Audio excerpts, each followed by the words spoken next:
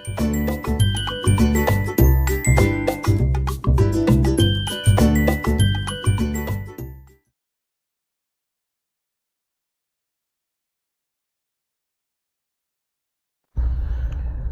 kita bersama-sama mempelajari definisi, jenis-jenis, dan juga faktor resiko dari cerebral palsy, untuk video saat ini, Hazim akan berbagi tentang bagaimana upaya pencegahan terhadap cerebral palsy.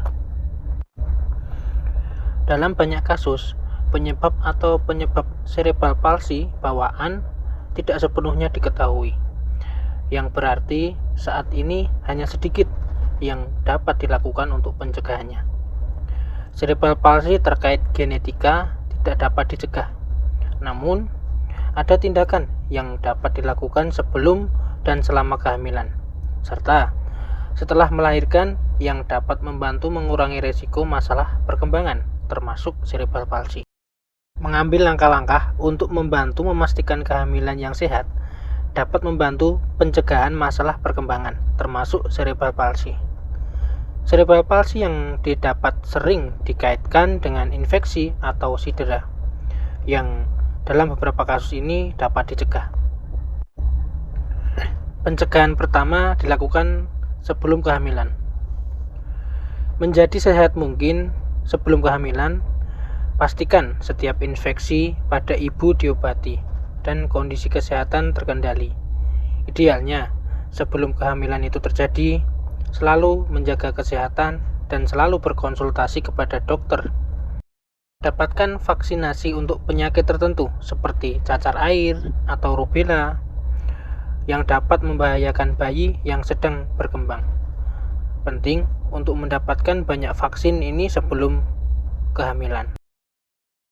Apabila seseorang ibu mendapatkan perawatan infertilitas teknologi reproduksi bantu atau ART digunakan untuk hamil, pertimbangkan cara untuk mengurangi kemungkinan kehamilan ganda atau kembar, seperti mentransfer hanya satu embrio pada suatu waktu.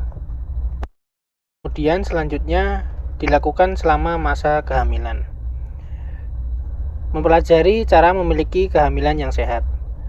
Dapatkan perawatan prenatal dini dan teratur, baik untuk kesehatan Anda maupun bayi Anda yang sedang berkembang.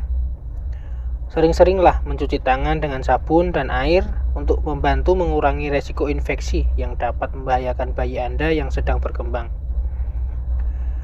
Hubungi penyedia layanan kesehatan Anda jika Anda sakit, seperti demam atau memiliki tanda-tanda infeksi lain selama kehamilan. Suntikan flu adalah perlindungan terbaik untuk Anda terhadap penyakit serius akibat flu. Suntikan flu dapat melindungi ibu hamil dan bayinya yang belum lahir, baik sebelum maupun sesudah lahir. Suntikan flu belum terbukti membahayakan wanita hamil atau bayinya. Oleh karena itu, rutin dan selalu intensif dalam berkonsultasi kepada dokter Anda selama masa kehamilan Anda. Apabila ada perbedaan dalam tipe darah atau ketidakcocokan RH antara ibu dan bayi, hal ini dapat menyebabkan penyakit kuning dan Kearney Cirrhosis. Wanita harus tahu tipe darah mereka dan berbicara dengan dokter mereka tentang cara untuk mencegah masalah.